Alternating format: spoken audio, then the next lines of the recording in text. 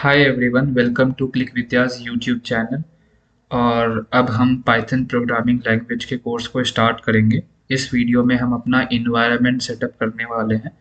हमें अपने कंप्यूटर पे कोड लिख के चलाना है, तो उसके लिए हम अपना इन्वायरमेंट सेटअप करेंगे। और आप देख लो कि आपको इन्वायरमेंट सेटअप करने के लिए दो चीज़ चाहिए। पहला चाहिए वीएस कोड। वीएस कोड एक कोड एडिटर है कि आप जब कोड लिखोगे पाइथन में तो एक एडिटर चाहिए होता है, राइट। कंप्यूटर को कोई इन्फॉर्मेशन देना है, मैसेज देना है, तो आपको एक प्लेटफॉर्म चाहिए होगा जिस पे आप अपना इन्फॉर्मेशन इंस्ट्रक्शन लिखोगे। जैसे कि आपको अपने दोस्त को अगर कोई मैसेज भेजना है तो आप व्हाट्सएप का यूज़ कर सकते हो, फेसबुक का यूज़ कर सकते हो, इंस्टाग्राम का यूज़ कर सकते हो। सिमिलरली कंप्यूटर को इंस्ट्रक्शंस देना है, जहां हम लिखेंगे उसे हम कोड एडिटर बोलते हैं। तो वीएस कोड एक कोड एडिटर है, हम इसे यूज़ कर रहे हैं बिकॉज काफ़ी अच्छा यूज़र फ्रेंडली इंटरफेस रहता है इसका। बहुत सारे दूसरे कोड एडिटर्स होते हैं, आप यूज़ कर सकते हो, बट हम इसमें वीएस कोड यूज़ करेंगे। और दूसरा, मैंने पहले ही बताया था कि कोई भी प्रोग्रामिंग लैंग्वेज को low level language, binary language या फिर मशीन लैंग्वेज में कन्वर्ट करने के लिए आपको एक इंटरप्रेटर की ज़रूरत होती है। तो वो हो गया पाइथन इंटरप्रेटर। तो ये दो चीज़ें हम इंस्टॉल करके सेटअप करेंगे इस पर्टिकुलर वीडियो में। तो पहला है विजुअल स्टूडियो कोड।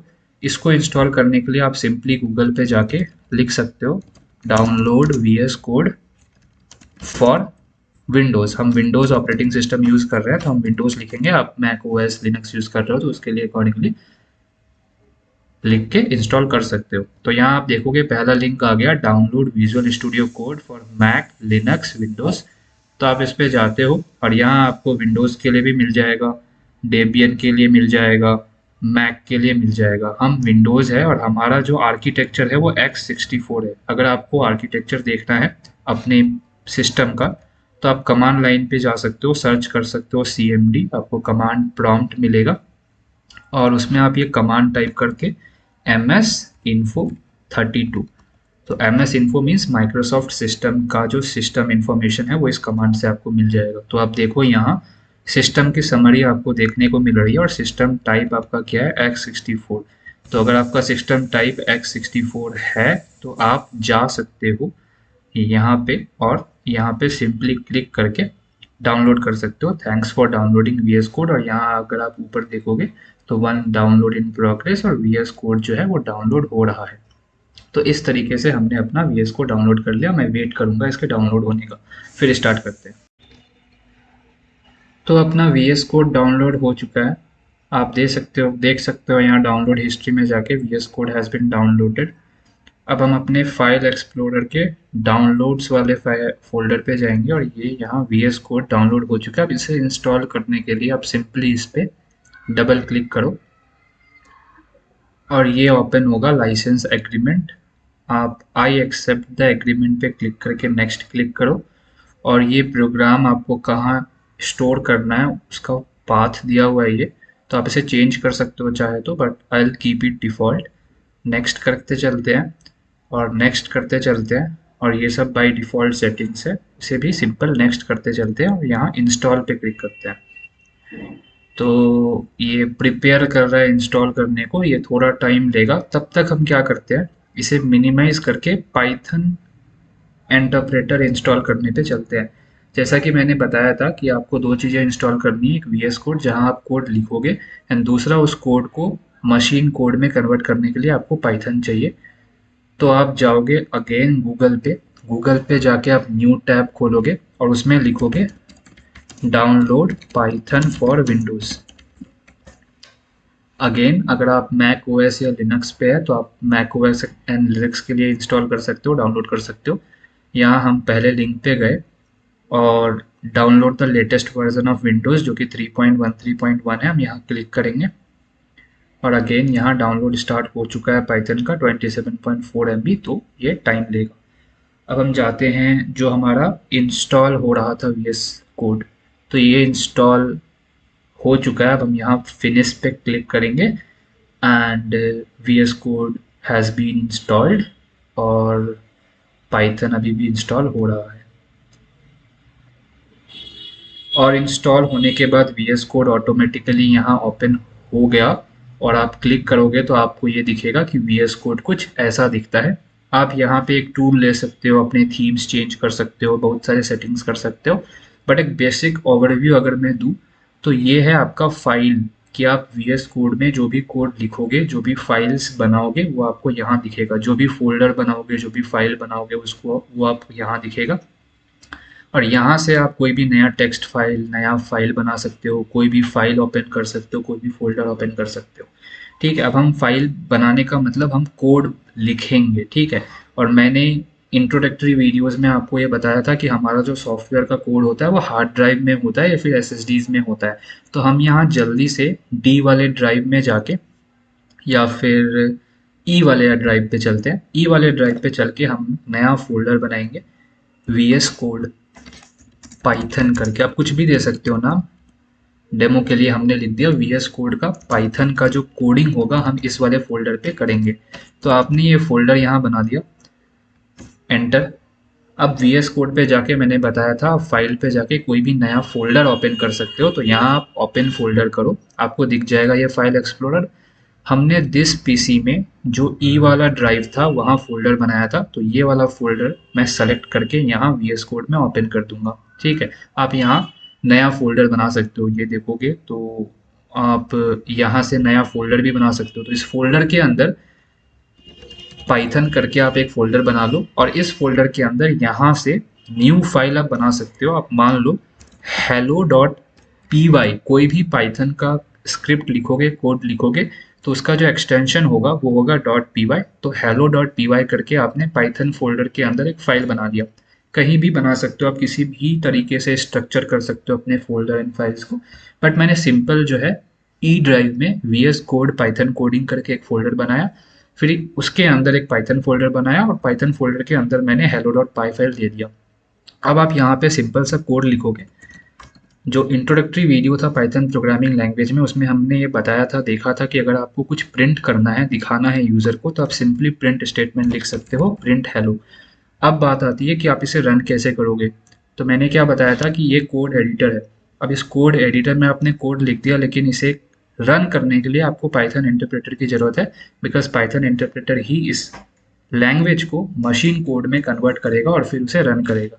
तो इसे रन करने के लिए, जैसे कि ऑपरेटिंग सिस्टम जो है हमें अपना कमांड प्रॉम्प्ट देता है cmd, जहां हम जाके कोई भी कमांड रन कर सकते हैं।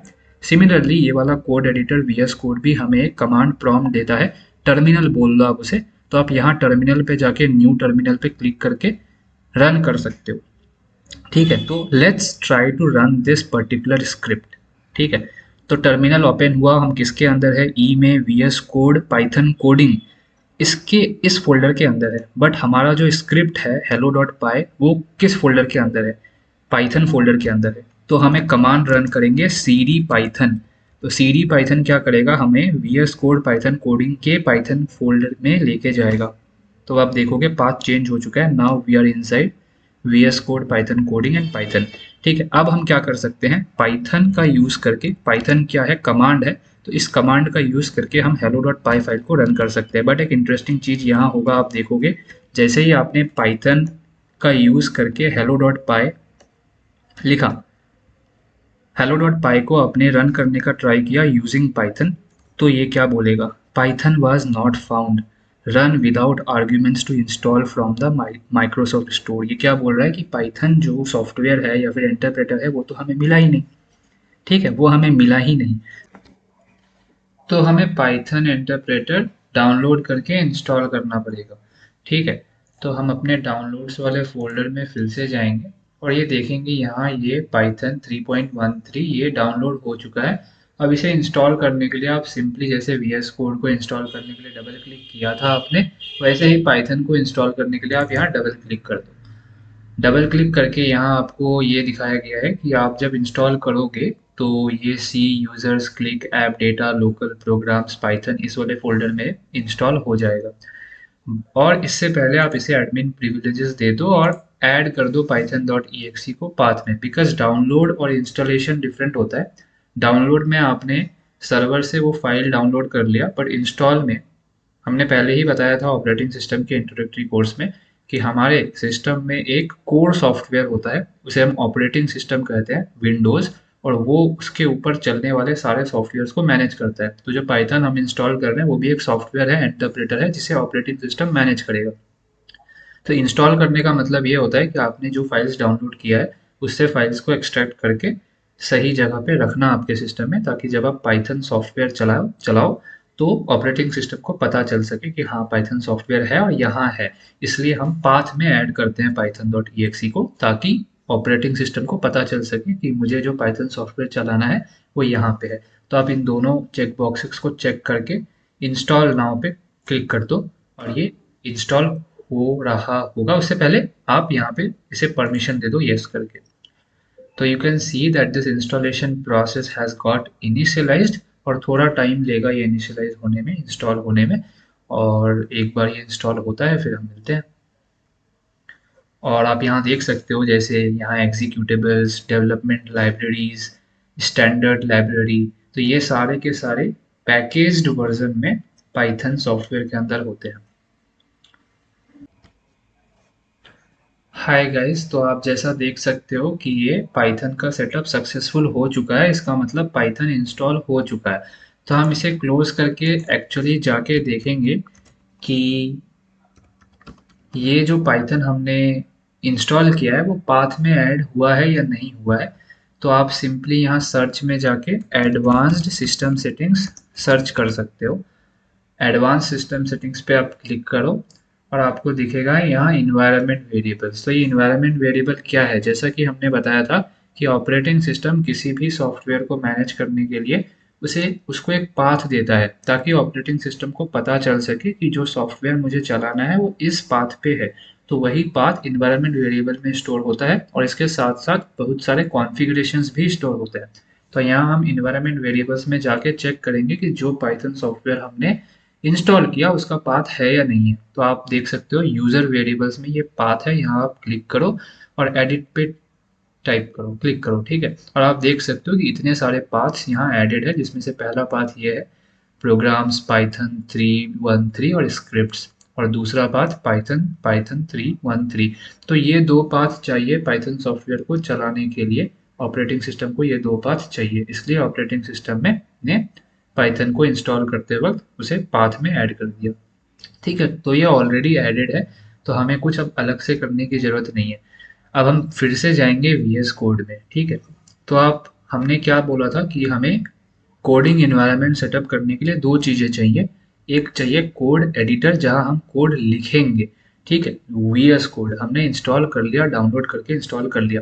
दूसरा हमें चाहिए कि जहां हमने कोड लिखा है उस कोड को इंटरप्रेट करके मशीन कोड में कन्वर्ट करें, ताकि मशीन कोड हमारा CPU एग्जीक्यूट कर सके, और वो है पाइथन इंटरप्रेटर। तो ये दूसरा चीज़ पाइथन इंटरप्रेटर। इनफैक्ट पाइथन हमने पूरा इंस्टॉल कर लिया, उसमें बस इंटरप्रेटर नहीं होता, और भी बहुत सारे पैकेजेस होती हैं, लाइब्रेरीज होती हैं, ठीक है। तो हमने पाइथन इंस्टॉल कर लिया, VS कोड इंस्टॉल कर लिया। तो अब ये जो पहले एरर आ रहा था पाइथन वाज नॉट फाउंड, ये अब नहीं आएगा, बिकॉज अब पाइथन इंस्टॉल हो चुका है और हमने पाथ में भी ऐड कर दिया ड्यूरिंग इंस्टॉलेशन ही। तो अब अगर हम फिर से ये वाला कमांड लिख के hello.py फाइल को रन कराने का ट्राई करते हैं, पाइथन hello.py, तो आप देखो यहाँ हेलो प्रिंट होके आ गया, ठीक है। इससे पहले एक और चीज़ मैं आपको बताना चाहूँगा। अगर मान लो आप यहाँ पे hello2 लिखते हो बट कंट्रोल S करके सेव नहीं करते हो, तो क्या पाइथन hello.py hello2 प्रिंट करेगा? hello2 प्रिंट नहीं करेगा, बिकॉज आपने सेव नहीं किया है। तो आप कंट्रोल एस करो यहाँ क्लिक करके, प्रिंट hello.py में क्लिक करके आप कंट्रोल S करो, और अब आप फिर से पाइथन, ओके, CLS एक ऐसा कमांड होता है जिससे आप अपने ऊपर वाले सारे आउटपुट हटा सकते हो टर्मिनल से। तो CLS लिखते ही पूरा आउटपुट हट जाएगा। फिर से आप पाइथन hello.py करो, और आपने अब कंट्रोल S सेव करने के बाद पाइथन hello.py किया है, तब आपको hello2 मिलेगा। और अगर आप चाहते हो कि VS कोड में आपको हमेशा बार बार प्रोग्राम चेंज करके कंट्रोल S ना करना पड़े, तो आप सेटिंग्स चेंज कर सकते हो VS कोड का। तो यहाँ आपको नीचे दिख रहा होगा सेटिंग्स का आइकॉन, यहाँ आप क्लिक करो, यहाँ आपको सेटिंग्स दिखेगा, सेटिंग्स पे क्लिक करो, और एक ऑटो सेव करके सेटिंग होता है, वो आप यहाँ सर्च कर सकते हो, सर्च करो आप, तो यहाँ ऑटो सेव आप देखोगे ऑफ किया हुआ है, तो आप आफ्टर ए डिले इनेबल कर दो कि अगर डिले 10 मिली सेकेंड का हुआ तो हम क्या करेंगे, ऑटो सेव कर देंगे, हमें बार बार कंट्रोल एस करने की ज़रूरत नहीं है। तो ये वाला सेटिंग आपका हो चुका है। सेटिंग्स वाले टैब को आप क्लोज करो और फिर से चेक करने के लिए आप फिर से सेटिंग्स में जाके ऑटो सेव लिख के देख सकते हो कि आफ्टर डिले ऑटो सेव यहाँ आप सर्च करो और ऑटो सेव सर्च करके आपको दिखेगा after 10 millisecond of delay अपने आप सेव हो जाएगा। अब अगर आप कंट्रोल एस ना नहीं करना चाहते तो हेलो 2 की जगह में आप हेलो 3 करो और कंट्रोल एस मत करना। अब आप फिर से पाइथन हेलो डॉट पाई लिखो, सॉरी पाइथन, हमने पाइथन टाइप नहीं किया सही से, इसलिए Python is recognized as a command but python is not recognized as a command। तो पाइथन हेलो डॉट पाई। अब आप देखोगे बिना कंट्रोल एस किए आप हेलो 3 आ गया। आप कंट्रोल एस भी कर सकते हो बट आपको जरूरत नहीं है सेव करने की। अब automatically after 10 millisecond of delay ये अपने आप प्रिंट हो जाएगा। ठीक है, तो अब अगर मैं प्रिंट करूं hello hello I am Rohan, अगर आप ये टाइप करते करते हो और बिना कंट्रोल एस किए भी आप पाइथन हेलो डॉट पाई लिखते हो तो ये प्रिंट होके आपका आ रहा है। तो इस वीडियो में हमने देखा कि कैसे हम अपने सिस्टम में स्क्रैच से एक कोड एडिटर सेटअप कर सकते हैं। हम यहाँ VS कोड यूज़ कर रहे हैं। और फिर दूसरा कैसे हम पाइथन सेटअप कर सकते हैं और पाइथन सेटअप करके कैसे हम VS कोड में एक hello डॉट पाई फाइल लिख के यूजिंग पाइथन इंटरप्रेटर इस hello डॉट पाई फाइल को एग्जीक्यूट कर सकते हैं। तो आज के वीडियो में इतना ही और मिलते हैं दूसरे वीडियोस में जहां हम डिटेल में पाइथन प्रोग्रामिंग लैंग्वेज को सीखेंगे। Thanks. Thanks a lot, and if you like the content, don't forget to hit the subscribe button.